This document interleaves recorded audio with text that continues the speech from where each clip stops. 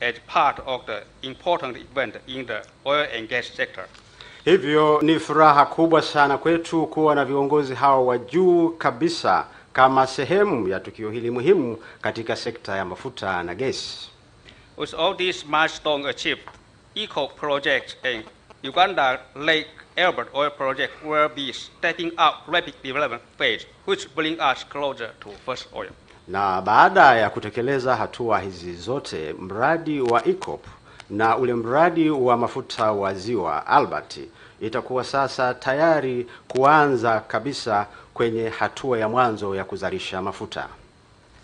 CNOC as one of the shareholders for EACOP project are looking forward to working closely with all other shareholders, Total, UNOC, TPDC, and two governments, conclude the construction of this pipeline as scheduled in the year of 2024. Kampuni ya China ya Sinopec kama mmoja wa wanahisa wa mradi wa EACOP wana matumaini makubwa kwamba wataendelea kufanya kazi kwa ushirikiano wa karibu na wanahisa wengine ikiwemo kampuni ya Total kutoka Ufaransa, kampuni ya UNOC kutoka Uganda, TBC kutoka Tanzania na serikali zote mbili zinazohusika ili kuhitimisha ujenzi wa bomba la mafuta kwa wakati unaotarajiwa mwaka 2024.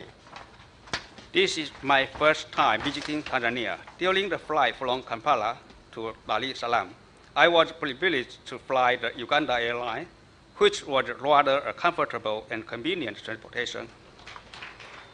Hii ni mara yangu ya kwanza kabisa kutembelea Tanzania, na wakati nikiwa kwenye ndege kutoka Kampala kuja Dar es Salaam, nilipata fursa ya kutumia ndege za kampuni ya ndege ya Uganda, ambayo kwa kweli ni usafiri wa raha na muafaka kabisa. I also saw the new established terminal of Tanzania Airport. Isn't that amazing? Na pia niliweza kuona majengo mapya ya uwanja wa ndege wa Dar es Salaam na nilifurahi sana. I believe this success of EACOP project and Lake Oil project will also largely contribute to the development of two states and benefit Tanzania, Uganda, and even the East African people. Ninaamini kwamba mafanikio ya mradi wa EACOP na mradi wa mafuta wa ziwa Albert vitachangia kwa kiasi kikubwa maendeleo ya mataifa haya mawili na kuwanufaisha wa Tanzania, wananchi wa Uganda na wakazi wengine wa Afrika ya Mashariki. I wish we continue working closer together towards the progress of the oil and gas sector. Na tumaini tutaendelea kufanya kazi na kushirikiana kwa ukaribu ili kuleta maendeleo katika sekta ya mafuta na gesi. Thank you. Thank you. Ninawashukuru. Asante sana, tumpigie makofi mengi sana. Thank you so much Mr. Chen.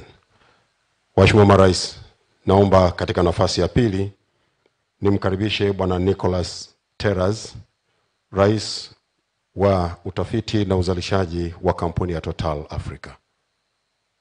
Karibu.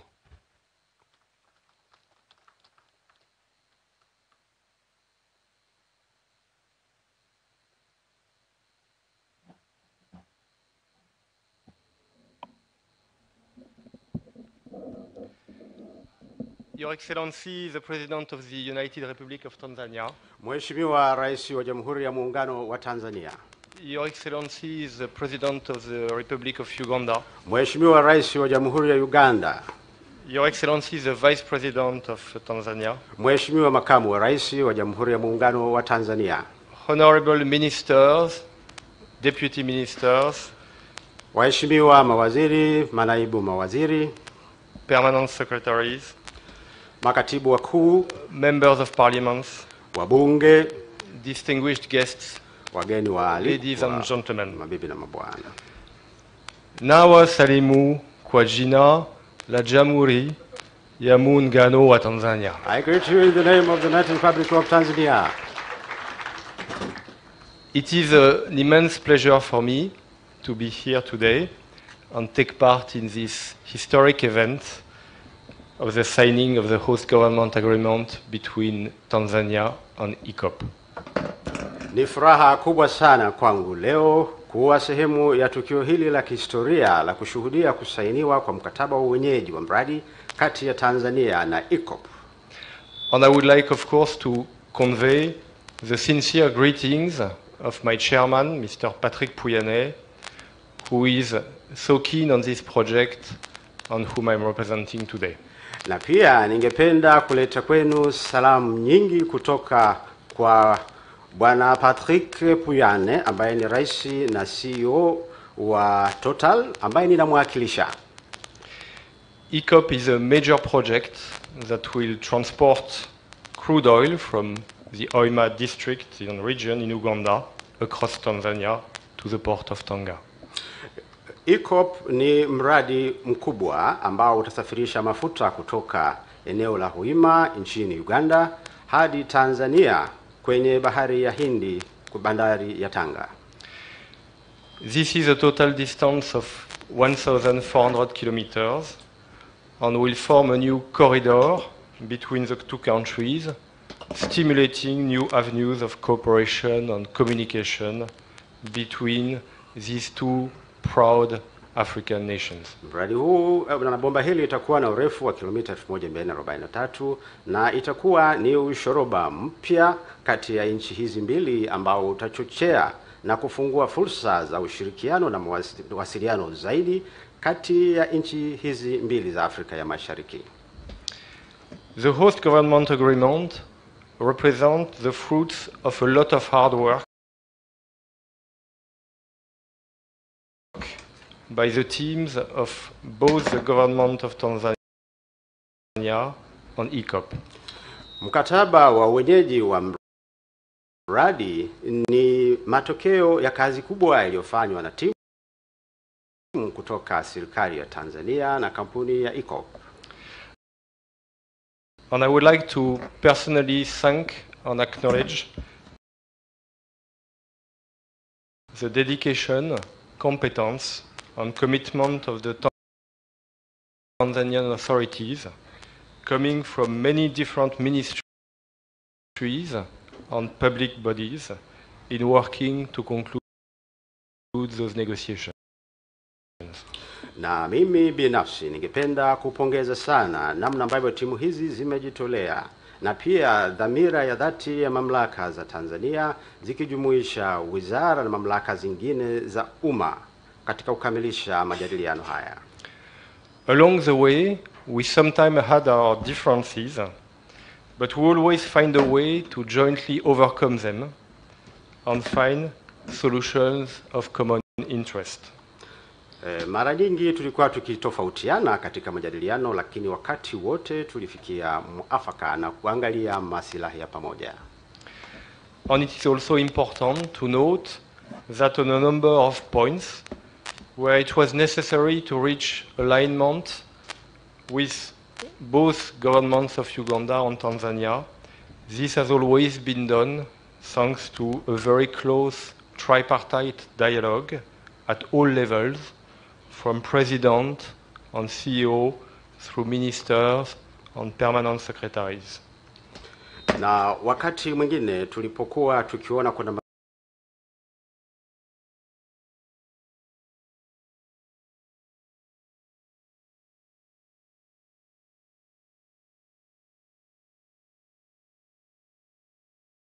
masuala ambayo ilikuwa ni lazima kuwasiliana na mamlaka za Tanzania na Uganda, tuliweza kufanya hivyo na kufanikiwa kwa sababu ya mazungumzo ya utatu ambayo yalikuwa yanafanywa katika ngazi zote, kuanzia ngazi ya rais, wakuu wa makampuni, mawaziri na makatibu wakuu.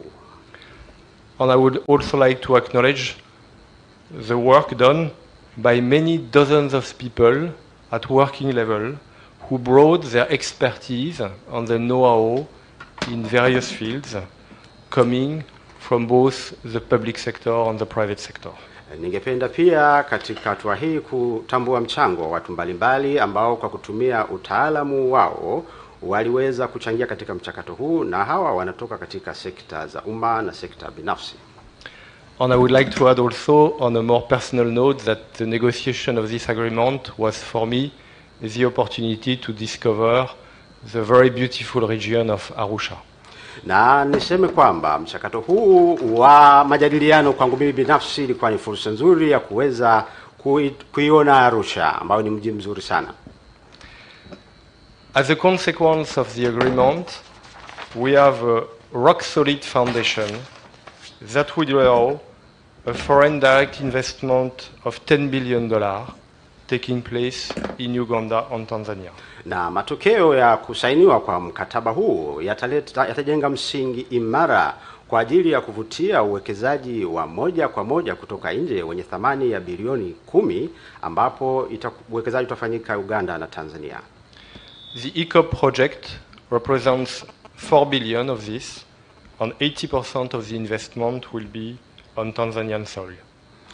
Na jumla ya uwekezaji kwa upande wa Tanzania ni bilioni 4. As part of the host government agreement, we have reserved some parts of the project, such as catering, transportation, civil engineering works for Tanzania business. Na kama sehemu ya mkataba huu wa wenyeji wa mradi, tumeacha baadhi ya shughuli kama vile kutoa chakula na baadhi ya shughuli za uhandisi kwa ajili ya makampuni ya Kitanzania. Because we believe our success can only be the joint success of the partners on the two countries. Kwa sababu tunaamini kwamba mafanikio yetu yanatokana na mafanikio ya wadau kutoka nchi zote mbili. Like my colleague from Sinuk, I had the privilege to be in Entebbe 5 weeks ago on April 11 at a similar event when we concluded the host government agreement between Uganda and ECOP. Pia mimi kama alivyosema mwenzangu wa kampuni ya Sinuk, nilipata fursa wiki kama 5 zilizopita tarehe 11 mwezi Aprili kuwa sehemu ya hafla ya kusaini mkataba kama huu pale Entebbe. During this event, hosted by President Museveni, President Samia Suluhu Hassan cemented the participation of TPDC in ECOP company. Na wakati wa tukio hili ambalo liliandaliwa na Mheshimiwa Rais Museveni, Mheshimiwa Rais Samia Suluhu Hassan alithibitisha ushiriki wa kampuni ya mafuta ya TPDC katika mradi wa ECOP. This is very important for the project because it means that Tanzania will participate not only as a host government but also as a co-investor in the project. Hii ni hatua muhimu sana kwa sababu ina maana kwamba Tanzania itashiriki sio tu kama mwenyeji wa mradi lakini kama mmoja wa wawekezaji kwenye mradi. We should not forget that we are just at the beginning of a journey because it will take 4 years to build the pipeline and to see the oil flowing from Uganda to the Tanzanian coast. Lazima tusisahau kwamba sasa tuko tu mwanzoni mwa safari, kwani itatuchukua miaka 4 kabla ya kuona mafuta yakitiririka kutoka Uganda kuja Tanzania. And during this period, it is vitally important that we maintain the same spirit of partnership and efficient engagement that we have demonstrated in order to move the project to the next phases for the 25 years to come. Na katika kipindi hiki chote ni muhimu kwamba tuendelee kubaki na mwelekeo ule ule na dhamira ile ile ambayo tumeonyesha katika hatua hizi za mwanzo ili tuweze kufikia uzalishaji wa awali kabisa wa mafuta hapo ifikapo 2025. I would like to conclude by saying a word about our responsibilities. We have to work to acquire land, and in doing this we have to work with all the local communities along the route of the pipeline. Katika kuhitimisha, ningependa kusisitiza jambo moja kwamba katika utekelezaji wa mradi huu lazima tutafute namna ya kupata ardhi, lakini katika kufanya hilo lazima tushirikiane na jamii zote za wakazi katika ambako bomba linapita. And also, we are in a country with a very rich biodiversity, and so we have to respect this environment and this biodiversity in both countries, Tanzania and Uganda, during the construction of the pipeline. Lakini pia tukumbuke wakati wa utekelezaji wa mradi kwamba tupo katika nchi ambazo zina utajiri mkubwa wa bioanuai, kwani lazima tuheshimu uhifadhi wa mazingira. So the project will be, of course, will create a lot of country value for both Tanzania and Uganda, but will be only a real success if we demonstrate that we are exemplary in terms of environmental preservation, land acquisition, and involvement of the local communities. Ni kweli kwamba mradi huu utaleta manufaa makubwa kwa nchi zote mbili, Uganda na Tanzania, lakini manufaa hayo yatakuwa na maana kama tutaonyesha mfano katika uhifadhi wa mazingira, lakini katika taratibu pia za kupata ardhi, lakini pia ushirikishi wa jamii husika. Once again, Your Excellencies, let me thank you for your great support to this project and stress how it is important for the project success that Tanzania, Uganda, and ECOP work together as part of this host-government agreement, shoulder to shoulder, as we move in the implementation phase and we launch the project. Katika kuhitimisha, waheshimiwa marais, ni washukuru sana kwa kuunga mkono mradi huu, na nisisitize umuhimu wa kushirikiana kwa karibu kati ya Tanzania, Uganda na kampuni ya ECOP katika utekelezaji wa mradi. Asanteni sana. I thank you. Tumpigie makofi mengi sana Bwana Nicholas kwa taarifa nzuri. Kama ambavyo tumesikia kwa upande wa Tanzania ambako leo sisi ndio wenyeji tunaosign, dola bilioni 4 sio mchezo. Nilikuwa napiga hesabu haraka hapa, kwa kiwango cha kubadilisha pesa cha leo ni takriban shilingi trilioni 9. Makofi mengi sana kwa waheshimiwa marais wetu na nchi zetu mbili kwa kutuletea mradi huu mkubwa na wenye manufaa makubwa kwa nchi yetu. Waheshimiwa marais, baada ya kumsikiliza Bwana Nicholas, ninayo heshima sasa kumkaribisha Mheshimiwa Dr. Medad Matogolo Kalemani, Waziri wa Nishati wa Tanzania, ili atupe taarifa ya mradi. Karibu sana.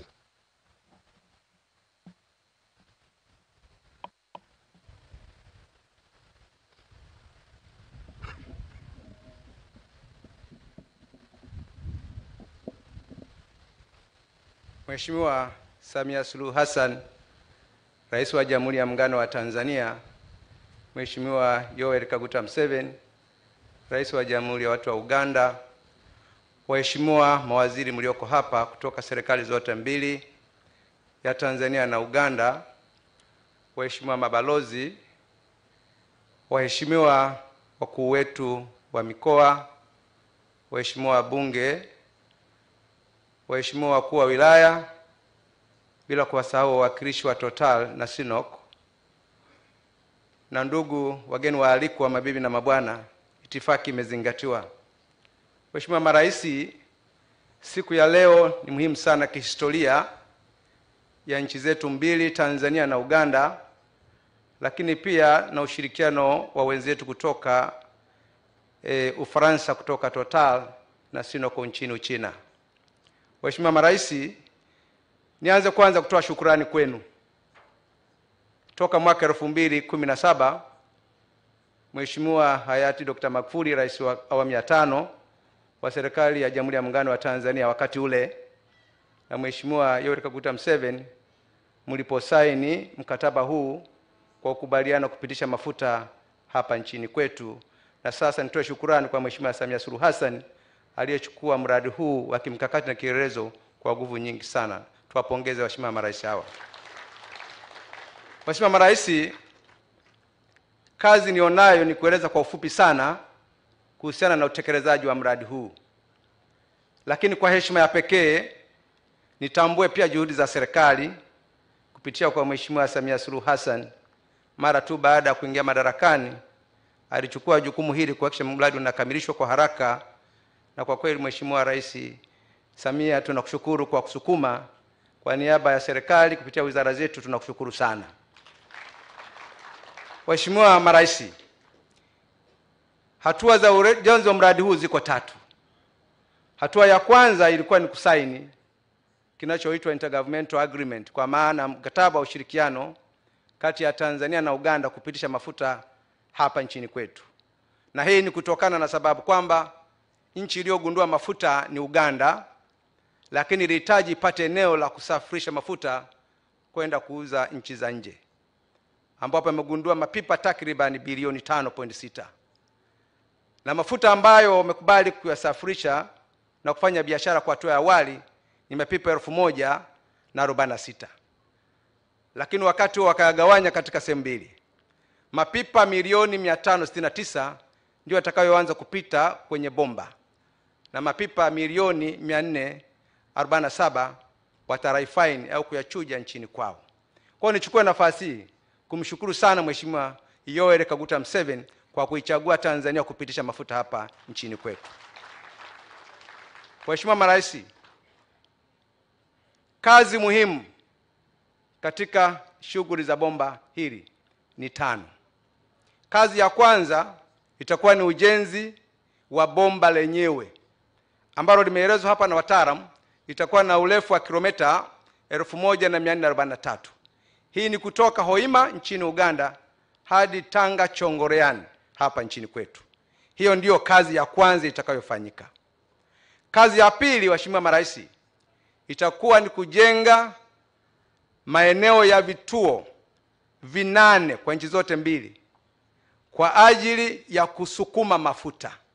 Vituo 2 vitajengwa nchini Uganda na vituo 6 vitajengwa nchini Tanzania. Na kati ya vituo 6 vya nchini Tanzania, vituo 4 vitakuwa ni vya kusukuma mafuta. Na vituo 2 baada ya Singida na Tanga vitakuwa ni vituo 2 kwa ajili ya kupunguza spidi ya mafuta ili yakatue Tanga. Hiyo ni kazi ya pili.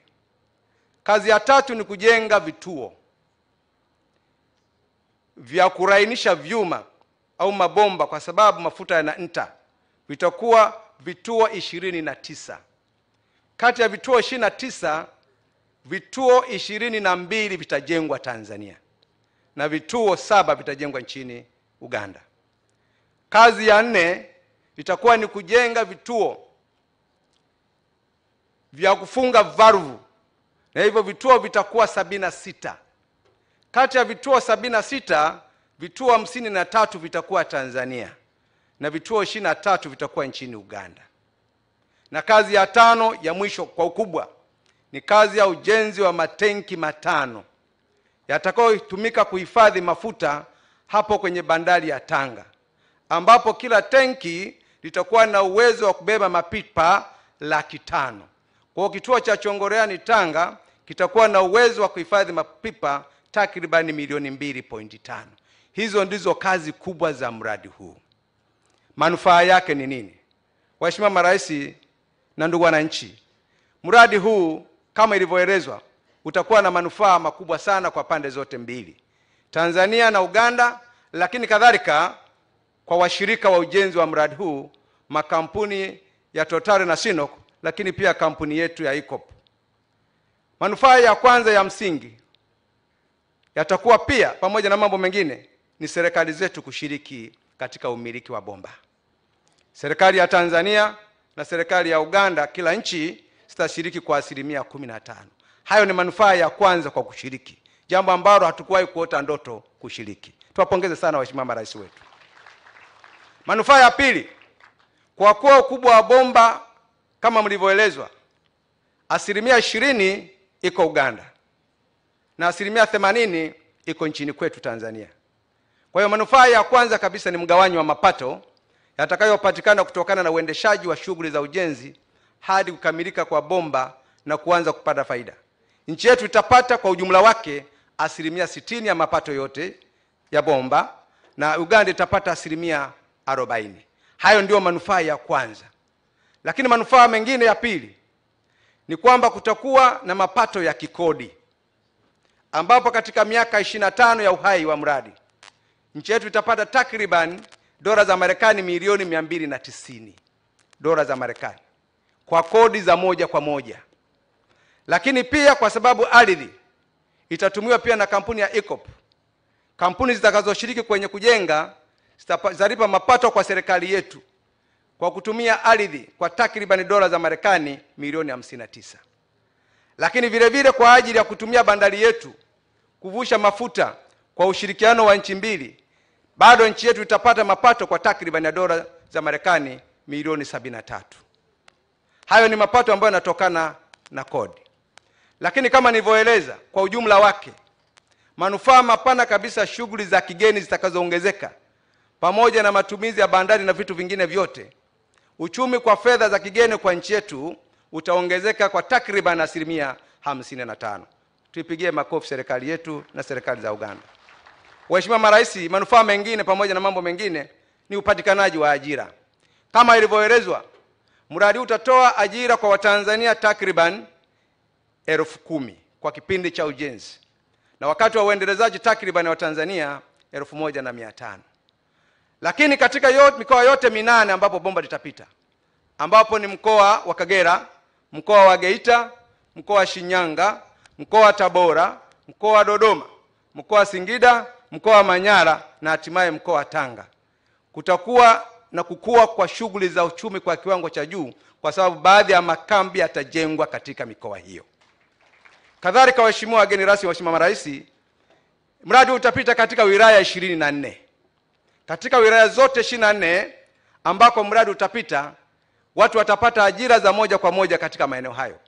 Kadhalika utapita kwenye kata takribani 134 katika wilaya ambazo nimezitaja, na utapita katika vijiji takriban 257 na vitongoji 527. Maeneo hayo yote kutakuwa shughuli za uchumi. Manufaa mengine, waheshimiwa marais, ni pamoja na kuimarisha uhusiano kati ya nchi yetu ya Tanzania na nchi ya Uganda, undugu ambao umedumu kwa miaka mingi sana, sasa unakwenda kuimarishwa kwa sababu masuala ya kihistoria, masuala ya kijamii, masuala ya kiulinzi na kidiplomasia yataimarika kwa kiasi kikubwa sana. Waheshimiwa marais, pamoja na manufaa niliyowataja, kwa sasa wakandarasi wametangaza kazi kwa makampuni ya ujenzi za kimataifa kwa takribani makampuni 15 ambayo yote yataajiri makampuni ya ndani katika shughuli za ujenzi. Hizo kazi zitafanywa na Watanzania kwa 80%. Lakini kadhalika, kama alivyotaja mwenzetu kutoka Total, kazi zote za utoaji wa huduma zitatolewa na Watanzania. Utoaji wa mchere, utoaji wa samaki, mafuta, lakini hata kusafirisha simenti, vyuma na kadhalika, vyote vitafanywa na Watanzania. Nichukue nafasi hii, Mheshimiwa Samia Suluhu Hassan na Mheshimiwa Kaguta Yoweri Museveni, kuwashukuruni sana kwa kuamua kutekeleza mradi huu. Asanteni sana. Waheshimiwa marais, nitaje sasa nini kinafuata. Baada ya kusaini kwa mkataba wa IGA, hatua iliyokuwa imefuata ni majadiliano. Baada ya kusaini mkataba kama huu nchini Uganda tarehe 11 mwezi Aprili mwaka huu, leo tunahitimisha mkataba hodhi wa aina hiyo hiyo kusaini hapa nchini kwetu, jambo ambalo lilikuwa ni hatua ya pili ya utekelezaji wa mradi huu. Napenda nitoe taarifa mbele yenu waheshimiwa marais na ndugu wananchi kwamba hatua za majadiliano sasa zimekamilika, na hatua inayofuata kuingia site na kuanza kutumia makatapira na maburudoza kuanza kukanyaga ardhi kwa ajili ya kuanza ujenzi. Asanteni sana waheshimiwa marais katika hatua hii. Waheshimiwa marais, naomba nitoe shukrani kwa niaba ya wengine. Kama nilivyoanza, nikushukuru sana Mheshimiwa Rais kwa kazi uliyoifanya, lakini nimshukuru sana Mheshimiwa Makamu wa Rais Dr. Izol Mpango kwa unavyomsaidia Mheshimiwa Rais katika kazi. Asante sana Mheshimiwa Makamu wa Rais. Nishukuru sana Mheshimiwa Waziri Mkuu na mawaziri wenzangu kwa ushirikiano wa kazi hizi. Lakini nimshukuru sana Mheshimiwa Waziri wa Nishati na Maendeleo ya Mafuta nchini Uganda, ndugu yangu na rafiki yangu Dr. Kititu Maria Goretti, alivyokuwa anasimamia shughuli hizi nchini Uganda. Na niwashukuru sana waheshimiwa wakuu wa mikoa kwa kutoa ushirikiano katika shughuli zote za utafiti zilivyokamilika. Naendelea niwapongeze viongozi wa kamati za ulinzi na usalama kwa kuimarisha shughuli za kiulinzi wakati wote wa maandalizi ya mradi huu. Lakini kipekee, Mheshimiwa Rais, niruhusu nimshukuru sana Mheshimiwa Naibu Waziri Steven Biabato, naomba pia wakuone kwa ushirikiano ambao umekuwa ukitupa, Katibu Mkuu pamoja na timu nzima ya wizara kwa ushirikiano ambao wamekuwa wakitupa. Kipekee, Mheshimiwa Rais, naomba nishukuru sana timu ya majadiliano yetu iliyokuwa ikiongozwa na Profesa Adeladus Kilangi ambaye alikuwa ni mwenyekiti, kwa ushirikiano wa Mheshimiwa Profesa Kabudi pamoja na waziri wa ujenzi kwa sasa na timu nzima kwa ujumla kwenye majadiliano. Kwa heshima ya pekee Mheshimiwa Rais, kwa kuwa tukio hili ni muhimu sana, ikikupendeza hata sekunde moja wananchi waweze kufahamu timu nzima ya majadiliano iliyotufikisha hapa. Na naomba vile vile timu nzima ya majadiliano pengine ikiwezekana kutoka Uganda kwa pamoja. Wa Uganda na Tanzania tusimame. Asanteni sana. Mheshimiwa Rais, itachukua muda mrefu sana kumshukuru kila mmoja wetu. Lakini itoshe tu niseme niwashukuru na wenzetu wa Sinok na Total kwa ushirikiano ambao wamekuwa kitupa. Na niwashukuru wa Tanzania wote walivyojitolea kwa kila namna kwa kutekeleza kazi hii. Kipekee Mheshimiwa Rais, jambo hili kwa gumu sana mwanzoni, kwa sababu ilibidi mkataba ule wa iga upelekwe bungeni. Basi pia kwa heshima hiyo hiyo napenda niwashukuru sana Mheshimiwa Spika, Naibu Spika na wabunge walioshiriki katika kupitisha na wale ambao wanaendelea kwa sasa kusimamia serikali. Na pia kwa heshima hiyo Mheshimiwa Rais, basi waheshimiwa wabunge mniwe radhi, tuombe basi tuwatambue kwa uwakilishi wenu kutoka bungeni kupitia kwa Mheshimiwa Spika. Asante sana Mheshimiwa Rais. Baada ya kusema hayo, basi niseme tu Mheshimiwa Rais Kaguta Yoweri Museveni na Mheshimiwa Samia Suluhu Hassan, kama waziri mwenye dhamana ya kusimamia mradi huu, sisi tuko tayari kuanzia sasa kutekeleza kwa kusimamia kwa kiwango cha juu kukamilisha mradi huu, kwa sababu shughuli zote kimsingi zimekamilika. Kazi ambazo zilikuwa zinafanyika hivi karibuni ilikuwa ni kupata ardhi, kupata fidia, na fidia imeshapatikana. Katika maeneo ya makambi kutafidiwa wananchi 391 ambao watachukua ekari takriban 325, na kwa upande wa Bomba watafidiwa wananchi 3441 ambao wafidiwa wenyewe watakuwa takriban wamechukua ekari 9122. Na kwa ujumla wake Mheshimiwa Rais, tayari fidia imeshaanza kuandaliwa takriban bilioni 28 fedha za Kitanzania. Baada ya kusema hayo Mheshimiwa Rais, sisi tuko tayari kwa maelekezo, lakini kabla sija kukaribisha niombe kwa heshima ya pekee nimkaribishe Mheshimiwa Waziri Dr. Ketitu Maria Goretti kutoka nchini Uganda, ambao tulikuwa tunashirikiana naye sana, aseme mawili matatu, na kisha nitawaomba watekelezaji watakao kwenda kusimama site na watuhakikishie kwamba umradi unakwenda kuanza kutekelezwa. Mheshimiwa Waziri, karibu sana.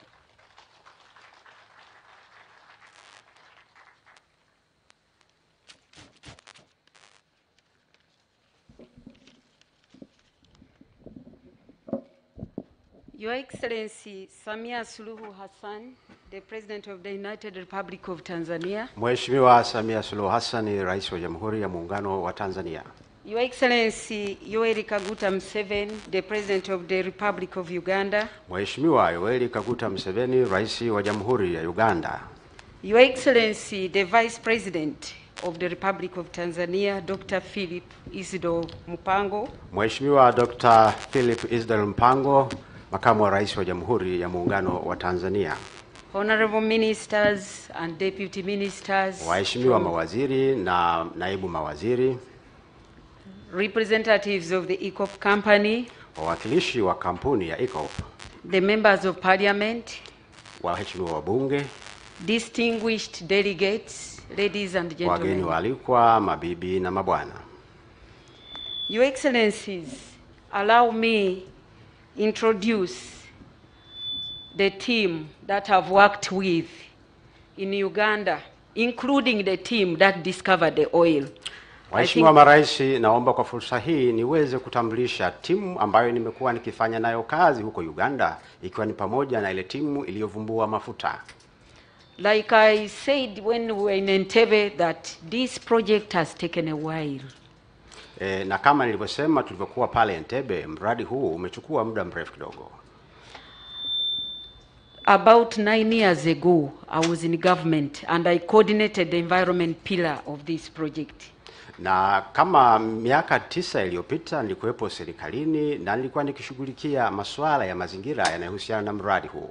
And I must thank His Excellency Yoweri Kaguta Museveni for appointing me to finalize the work that I started before. Na ninamshukuru sana Mheshimiwa Kaguta Yoweri Museveni kwa kwa kunipa nafasi hii ili niweze kukamilisha kazi niliyoanza hapo mwanzo. So the team from Uganda, I have the Honorable Minister of Finance, Planning and Economic Development, Honorable Matia Kasaija. Tuna Mheshimiwa Matia Kasaija, waziri wa fedha, mipango na maendeleo ya kiuchumi. With me I also have the Attorney General, Mr. William Byaruhanga. Tunaye Bwana William Byaruhanga, huyu ni mwanasheria mkuu wa Uganda. I have the Permanent Secretary, Mr. Kasande Robert. Tunaye pia Bwana Kasande Robert, huyu ni katibu mkuu. I have the Executive Director of the Petroleum Authority of Uganda, Mr. Ernest Rubondo. Tunaye Bwana Ernest Rubondo ambaye ni mtendaji mkuu wa shirika la mafuta la Uganda. Now, Mr. Kasande Robert and Ernest Rubondo were part of the team that discovered oil in Uganda. Bwana Kasande na Ernest Rubondo walikuwa sehemu ya ile timu iliyovumbua mafuta kule Uganda. I have the Commissioner General of the Uganda Revenue Authority, Mr. John Musinguzi. Tunaye mkuu wa mamlaka ya kodi Uganda. I also have the General Manager, Uganda Pipeline Company, John Habumugisha. He's representing UNOC. Tunaye John Habumugisha ambaye anawakilisha UNOC. I also have one of the board members of UNOC, Mr. Nagimesi. Tunaye Bwana Nagimesi ambaye ni mjumbe wa bodi ya UNOC. I have Madam Penina Ahebwa, the director at Petroleum Authority of Uganda. She has been very instrumental in these negotiations. Tunaye Mama Penina Ahebwa ambaye amekuwa akifanya kazi sana katika mchakato huu wa majadiliano. And I have Madam Mary Nankabira representing the Solicitor General of Uganda. That lady also did a very big job. Tunaye Mary Nankabira ambaye pia alifanya kazi kubwa sana, anamwakilisha wakili mkuu wa Uganda. Your Excellencies, I wish to congratulate the United Republic of Tanzania and the ECOP company upon the historic milestone today of signing this agreement. Waheshimiwa marais, ninapenda kutumia fursa hii kuwapongeza sana serikali ya Tanzania na kampuni ya ECOP kwa kusaini makubaliano haya leo ambayo ni hatua ya kihistoria kabisa. The signing agreement has unlocked opportunities for our people both in Tanzania and Uganda and the East African region as a whole. Kusainiwa kwa makubaliano haya kumefungua fursa nyingi kwa Tanzania, Uganda na wananchi wa Jumuiya ya Afrika ya Mashariki kwa ujumla wake. Your Excellencies, I'm happy to report that both the Ugandans and the Tanzanians have been very keen to come and get information and prepare themselves to be able to benefit in these economic opportunities which this project has unlocked. Waheshimiwa marais, ningependa kuwataarifu kwamba wananchi wa Uganda na Tanzania wamekuwa makini sana kufuatilia mwenendo wa mradi huu ili kuweza kunufaika na fursa zitakazotokana na mradi. So I wish to appeal to the ECOP company to expedite the next process required to ensure development of the project. Kwa hiyo ningependa kuwaomba viongozi wa kampuni ya ECOP kuharakisha hatua zinazosalia ili kuanza haraka utekelezaji wa mradi. I also appeal to them that the idea of local content should be taken as a priority. Na ningependa kuwasisitiza kwamba swala la kutumia rasilimali za ndani liwe ndio kipaumbele cha katika shughuli zao. I would also like to thank the government of Tanzania for the timely confirmation of its participating interest through the Tanzanian Petroleum Development Corporation. We highly appreciate that. Ninapenda kukipongeza pia serikali ya Tanzania kwa kuthibitisha haraka ushiriki wake katika hisa kupitia kampuni ya mafuta ya Tanzania TPDC. And as I conclude, I again congratulate you, both Excellencies, on achieving this milestone, and we are all looking forward and very expectant for this project to commence as quickly as possible. Na katika kuhitimisha, niwapongeze tena waheshimiwa marais kwa ajili ya hatua hii muhimu na ya kihistoria ambayo itakuwa ni mwanzo mzuri katika utekelezaji wa mradi. I would also like to appeal to the oil companies that the FID is also long awaited, so the faster we have that concluded also the better. Kwa hiyo napenda pia kuyahimiza makampuni ya mafuta kwamba mikataba iliyobaki ni lazima ikamilike mapema. I thank all my colleagues whom we have worked closely, and we look forward to working together to see that we benefit as people from the East African region. Na washukuru wenzangu wote ambao tumeshirikiana kwa ukaribu sana, na tutaendelea kushirikiana kama wananchi wa Afrika Mashariki. Nawashukuru sana. Mheshimiwa Rais, baada ya salamu hizo kutoka kwa Waziri wa Nishati na Maendeleo ya Petroli kutoka Uganda, naomba basi nihitimishe tu kwa mambo mawili. Mheshimiwa Rais, gharama ya mradi huu imeshatajwa, lakini ni takriban dola za Marekani bilioni 4.16, na mradi utajengwa kwa miaka mitatu. Ingawa wajenzi wamesema mpaka miaka 4 kupata mafuta, huko ni kupata mafuta, lakini kujenga ni miaka mitatu. Na naomba kwa heshima ya pekee nisilize hilo kwa wakandarasi na wale kampuni watakaoshiriki, ni miezi 36. Mwaka wa 4 ni upatikanaji wa mafuta. Mheshimiwa Rais, wakati tunajadiliana mlituelekeza tuanzishe ushirikiano wa serikali ya Tanzania na Uganda ili na sisi Tanzania tuweze kugundua mafuta.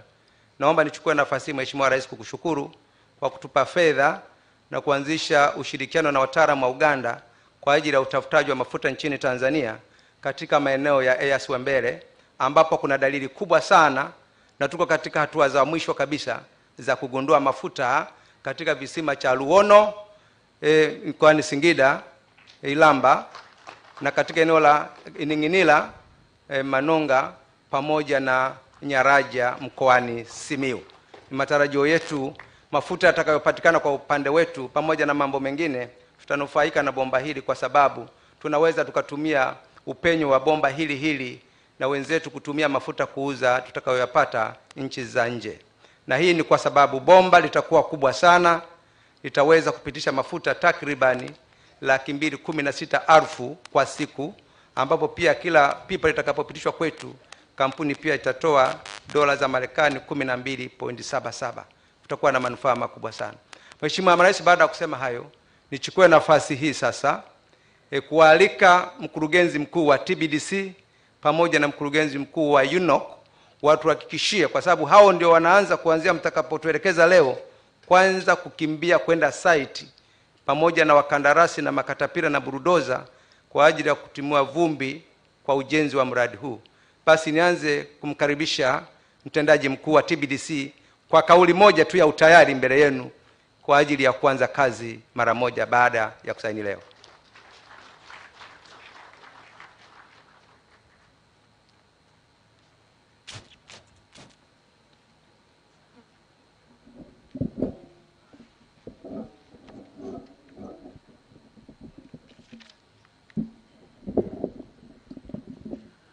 Mheshimiwa Samia Suluhu Hassan, Rais wa Jamhuri ya Muungano wa Tanzania, Mheshimiwa Yoweri Kaguta Museveni, Rais wa Jamhuri ya Uganda, Mheshimiwa Philip Isidori Mpango, Makamu wa Rais wa Jamhuri ya Muungano wa Tanzania, waheshimiwa mawaziri na manaibu waziri kutoka Tanzania na Uganda, waheshimiwa wabunge, wawakilishi wa Totali pamoja na Sinop, mabibi na mabwana, itifaki imezingatiwa.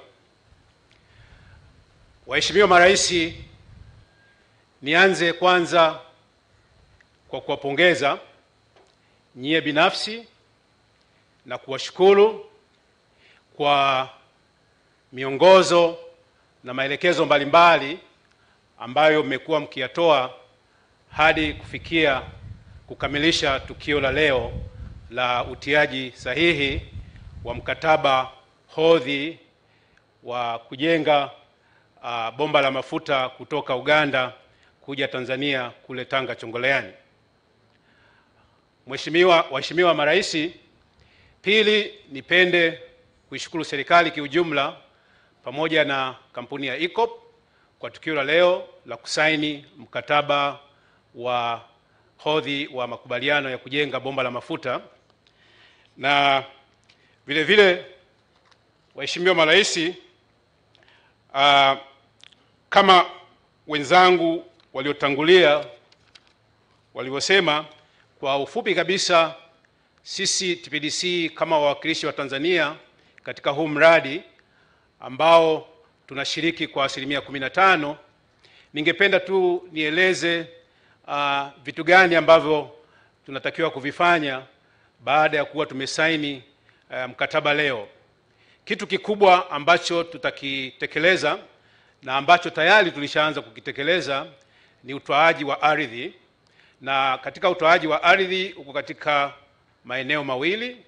Kuna utoaji wa ardhi ya mkuza, yani ile corridor kutoka kwa upande wetu Tanzania kutoka Misenyi mpaka Tanga Chongoleani, na vile vile kuna utoaji wa ardhi ya maeneo ya kipaumbele, yani tunaita priority areas, na hizo kazi zimeshaanza waheshimiwa marais, na tunategemea kwa vile sasa tumesha saini mkataba, kampuni ya EACOP itatoa hela za fidia kwa ajili ya kuwafidia wananchi wote watakaoathirika na mradi.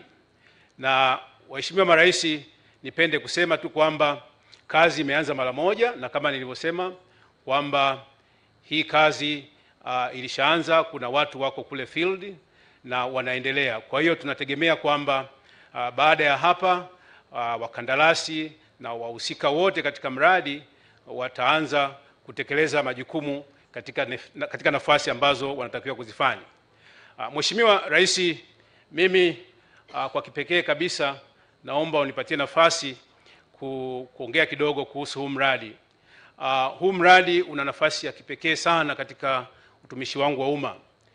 Nilivyojiunga na kampuni ya TPDC mwaka 2014, mwaka 2015 nilishiriki katika utiaji wa sahihi ya mkataba wa kwanza, yani ule MOU kule Uganda. Na baada ya hapo tuliendelea na siku moja wakati nikijiandaa kwenda Uganda, nikajikuta siwezi kwenda Uganda kwa sababu majukumu yalibadilika. Na hivi karibuni tulivyokuwa mheshimiwa tunakwenda Uganda tena kusaini, nikajikuta tena siwezi kusafiri, lakini baada ya muda tena nikajikuta naweza kusafiri kwenda Uganda. Kwa hiyo huu mradi leo una siku ya kipekee sana katika nafasi yangu ya utumishi wa umma, na Mheshimiwa Rais, nikushukuru sana kwa kuniamini na bado kuniamini niendelee kulitumikia shirika la TPDC na kutekeleza huu mradi. Kwa hayo machache, na washukuru wote, wadau wote waliohusika, na tutaendelea pamoja. Asanteni sana.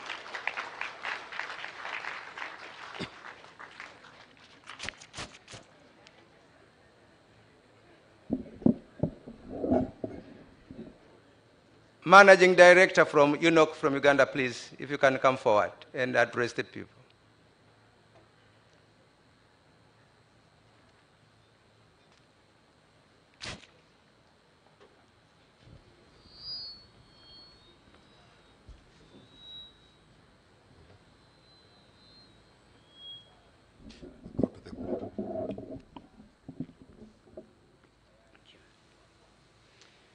Your Excellency Samia Suluhu Hassan, President of the United Republic of Tanzania. Mheshimiwa Samia Suluhu Hassan, Rais wa Jamhuri ya Muungano wa Tanzania.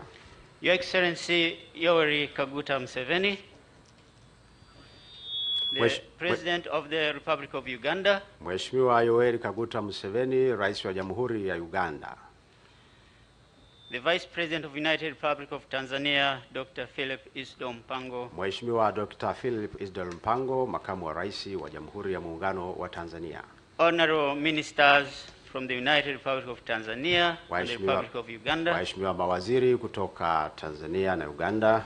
Representatives of the EACOP company, invited guests, ladies and gentlemen. Wawakilishi wa kampuni ya EACOP, wageni waalikwa, mabibi na mabwana. I'm John Bosco Abumcha, the General Manager of the National Pipeline Company, a wholly owned subsidiary of UNOC, through which Uganda will be investing in this pipeline. Ninaitwa John, ambaye ni mkurugenzi mkuu wa kampuni ya mafuta ya Uganda, ambayo ni kampuni tanzu ya EACOP. Your Excellencies, We at the Uganda National Oil Company, we thank you for your leadership, which has enabled us to arrive at this very important occasion towards implementing one of the largest projects in the region. Waheshimiwa, nachukua fursa hii kuwashukuru kwa uongozi wenu ambao umefanikisha kufikia tukio hili la kutekeleza mradi huu ambao ni mkubwa kabisa. The journey has been mentioned. Until now, it has been demanding, and the journey ahead of us, we still have to cover it. But we have learned from our Excellency that good and lasting value demands a protracted process. Tunajua kwamba tumefikia hatua hii, lakini bado tuna safari ndefu kabisa mbele yetu. Kwa hiyo lazima tujifunze kwamba miradi yote mikubwa yenye thamani inahitaji jitihada kubwa. The Uganda National Oil Company, as mentioned, is investing under the subsidiary, the National Pipeline Company, at 15% participation in the project. Kampuni ya mafuta ya Uganda itashiriki katika uwekezaji kwa 15% ya mradi.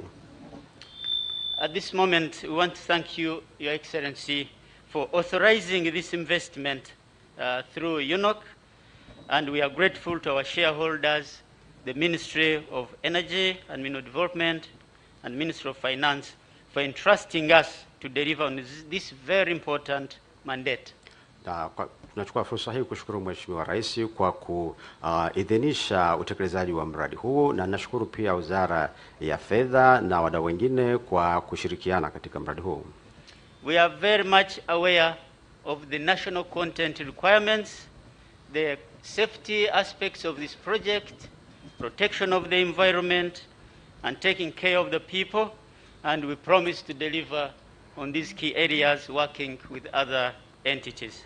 Tunafahamu umuhimu wa kutumia rasilimali za ndani, lakini pia kuangalia masuala ya kimazingira na masuala ya kiusalama na kuwajali watu katika mchakato wa utekelezaji wa mradi. Together with our ECOP shareholders, TPDC, Total and Sinok, UNOC is ready to hit the ground running and deliver on the project expeditiously. Kampuni yetu ya UNOC kwa kushirikiana na wadau wengine ikiwemo TPDC, tuko tayari kabisa kuanza haraka utekelezaji wa mradi.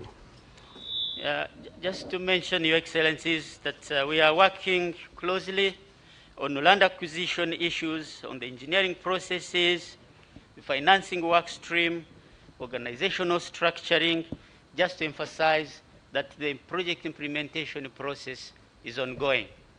Napenda nisisitize kwamba sasa tunashughulikia masuala ya kiuhandisi, masuala ya kupata ardhi, kupata fedha na mifumo ya kitaasisi. We want to thank our Tanzania brothers and sisters for the excellent working relationship we continue to enjoy. Tunapenda pia kuwashukuru ndugu zetu kutoka Tanzania kwa ajili ya ushirikiano wao mzuri ambao tumeendelea kufanya kazi kwa pamoja.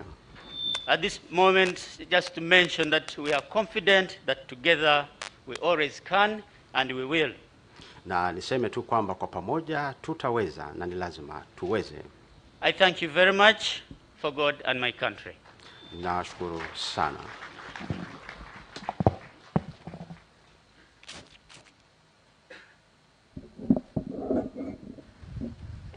Waheshimiwa marais, na jambo moja tu la kumalizia, na nimeomba nilifafanue vizuri sana. Nimeletewa kinoti hapa kwamba maeneo ambako yatapatikana mafuta niliyataja kwa ufupi ni wapi. Pengine nirudie. Nilisema mafuta yataweza kupatikana katika maeneo matatu hapa nchini kwetu. Eneo la kwanza liko Luono, mkoani Singida, eneo la Iramba. Eneo la pili Kining'inila, Manonga, mkoani Tabora. Na eneo la tatu Nyaraja, mkoani Simiyu. Kwa heshima ya pekee Mheshimiwa Rais, kwa sababu watu waliomba. Basi baada ya kusema hayo, Mheshimiwa Rais, mambo machache ambayo yatakuwa yamebaki kwa ajili ya hatua ndogo ndogo za majadiliano, nimpongeze mwanasheria mkuu wa serikali Adredus Kilangi na mwanasheria mkuu wa Uganda kwa sababu wametuendesha vizuri sana, na yale machache yaliyobaki madogo madogo ya utekelezaji nadhani watayamaliza ndani ya muda mfupi. La mwisho Mheshimiwa Rais, nawashukuruni sana kushiriki kwenu katika kushuhudia hatua hii muhimu na ya kihistoria ya utiaji saini na ukamilishaji wa majadiliano na hatua nyingine zote za matayarisho na kisha kwenda kuanza kutekeleza mradi, na tuko tayari sasa kwa maelekezo yenu.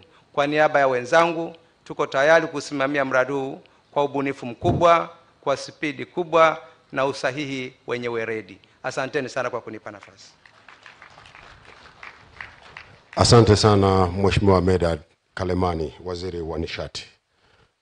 Mheshimiwa Rais, baada ya yote ambayo yametangulia katika ratiba yetu ya leo, kipengele kinachofuata sasa ni utiaji saini wa tamko la pamoja, yani communique.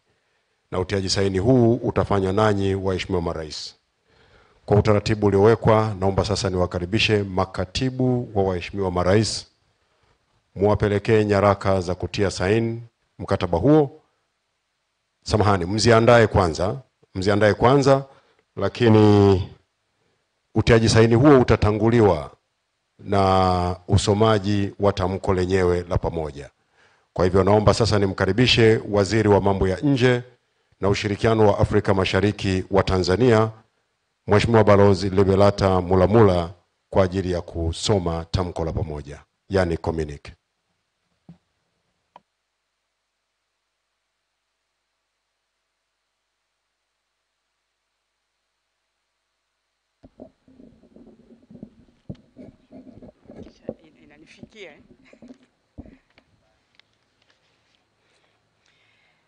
Your Excellencies,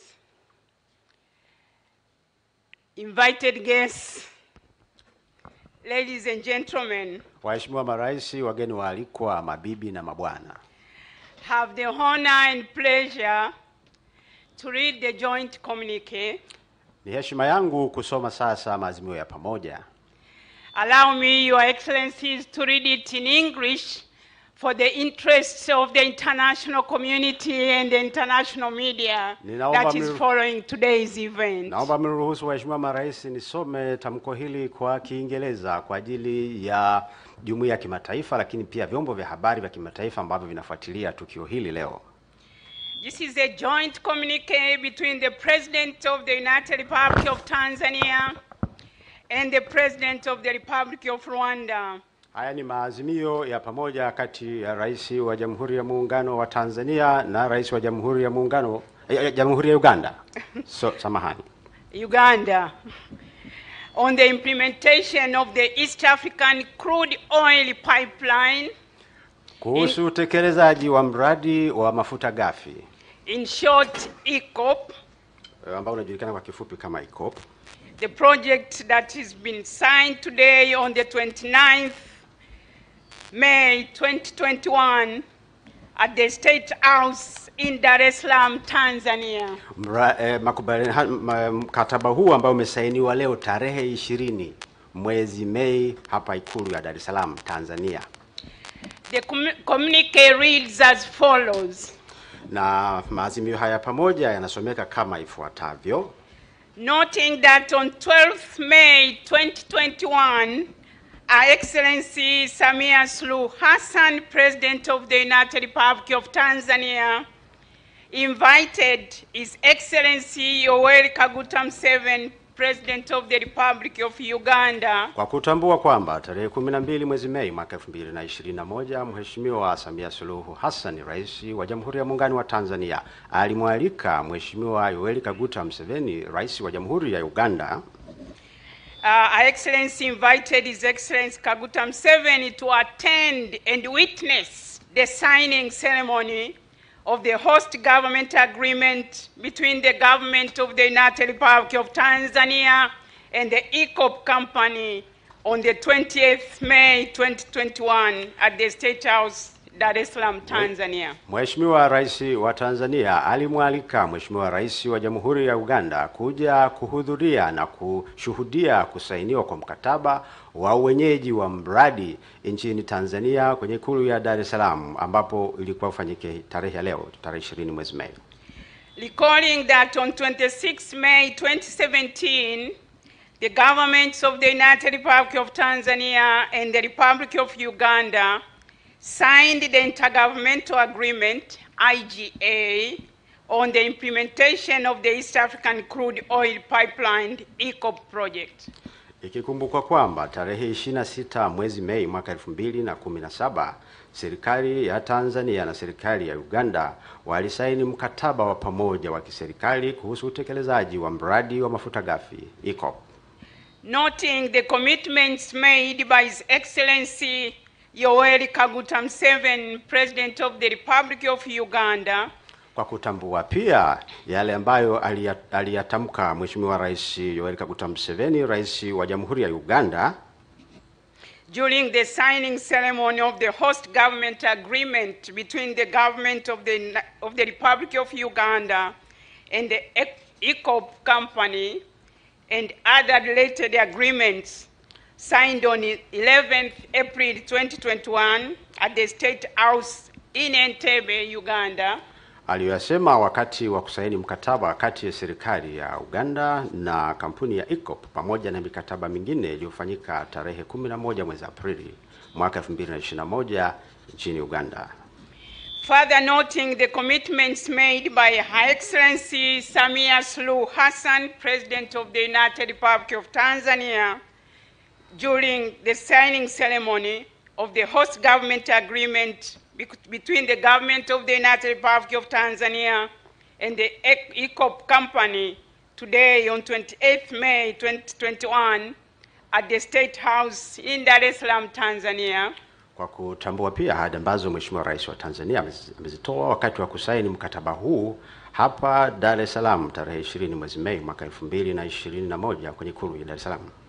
Commending the government of the United Republic of Tanzania for signing the host government agreement and the EACOP company, and applauding both governments for resolving amicably all outstanding issues related to the EACOP project. Kuipongeza serikali ya Tanzania kwa kusaini mkataba kati yake na kampuni ya EACOP, na pia kuzipongeza serikali zote mbili, Tanzania na Uganda, kwa kufikia muafaka katika masuala mbalimbali ambayo yalikuwa na utata. Reaffirming their commitment to deepen bilateral cooperation in other areas of mutual interest, including trade, infrastructure, transport, social affairs, and the East African cooperation. Kwa kuthibitisha utayari wao tena wa kuendelea kushirikiana katika maeneo mengine zaidi, ikiwemo biashara, miundombinu, usafirishaji na masuala mengine ya kijamii. And now therefore the two heads of state agree and direct that. Hivyo sasa wakuu wa nchi na serikali hawa wawili wanakubaliana na kuelekeza kama ifuatavyo: that each state take all necessary steps required and provide unequivocal support and commitment to realizing and implementing the strategic East African crude oil pipeline EACOP project. Kwamba kila serikali ichukue hatua madhubuti za kuunga mkono na kuonyesha dhamira ya dhati ya kuharakisha utekelezaji wa mradi huu wa kimkakati.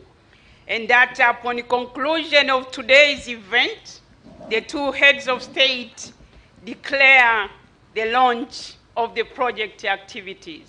Na baada ya kumaliza tukio hili la leo, wao kuwa nchi wawili watatangaza kuanza kwa shughuli za mradi. So this is done here in Dar es Salaam on the 20th day of May 2021. Maazimio haya ya Dar es Salaam tarehe 20 mwezi Mei mwaka 2021 hapa Ikulu ya Dar es Salaam. I thank you, Your Excellencies, and congratulations on this milestone activity. Thank you very much. Nawashukuru sana Waheshimiwa Marais na nawapongeza sana kwa hatua hii ya kihistoria. Asante sana Mheshimiwa Balozi Lebelata Mulamula kwa tamko hilo la pamoja. Waheshimiwa Marais, sasa kinachofuata ni kutia saini tamko hili la pamoja, na niwaalike makatibu wa Waheshimiwa Marais kupeleka nyaraka za kutia saini kwenye tamko hilo.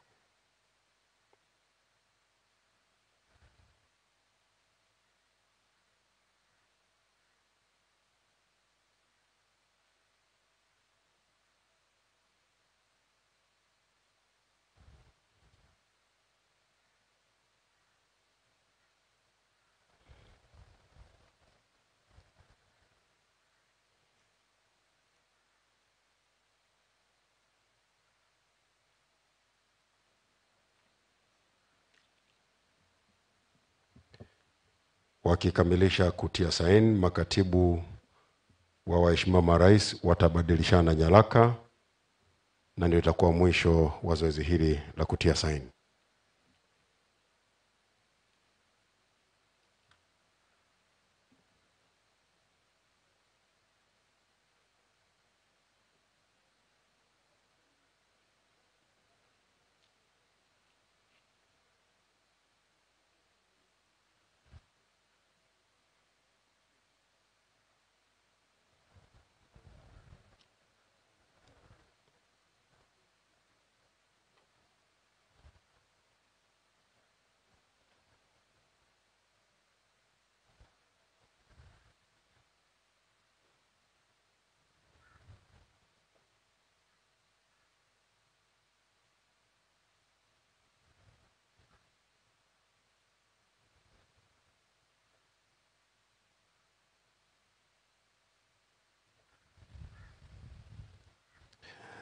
Kama itawapendeza, waheshimiwa marais baada ya kukamilisha kutia nyaraka, wawakabidhi nyaraka hizo, msimame na kuzionesha kwa ajili ya kumbukumbu nzuri ya picha.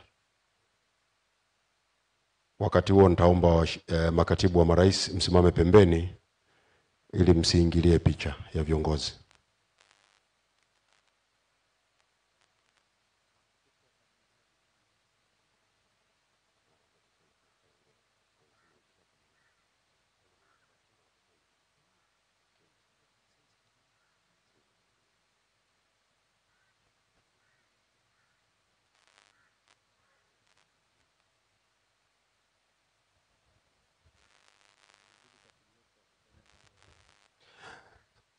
Naam, sasa makatibu wa marais naomba mbadilishane nyaraka.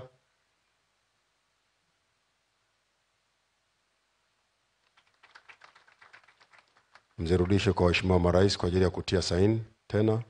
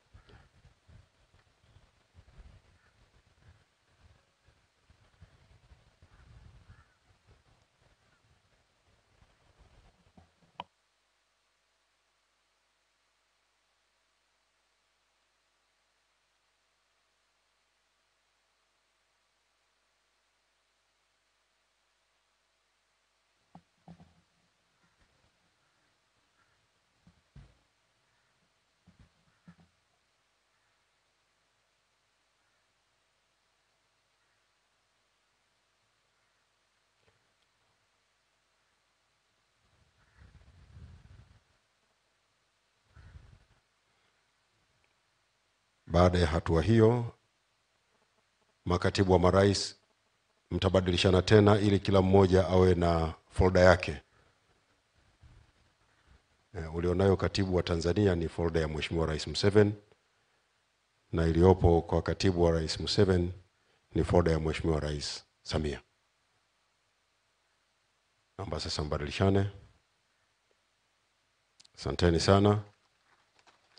Naomba sasa folda hizo muwakabidhi waheshimiwa marais ili waweze kusimama na kuzionesha kwa viongozi waliopo hapa na Watanzania wote na Waganda wote wanaoshuhudia tukio hili. Tuwapigie makofi mengi sana.